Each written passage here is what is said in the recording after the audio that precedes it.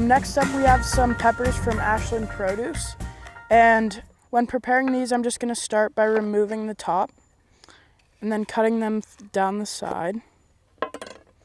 When you open them up like this, it makes it super easy to remove all the seeds. And when dealing with peppers like these, it's great to remove the seeds because that's the spiciest part. And this is just a mild spiced pepper, but if you are ever dealing with spicier peppers, be sure to wash your hands or wear gloves. And when cutting peppers, there's a couple different things you can do. You can just do some larger slices like this for grilling or really whatever you want, but then you can also do some smaller dicing. So you can start by cutting it into slices like this and then cutting along this side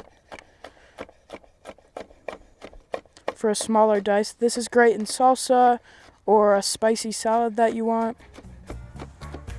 or you can just eat them straight.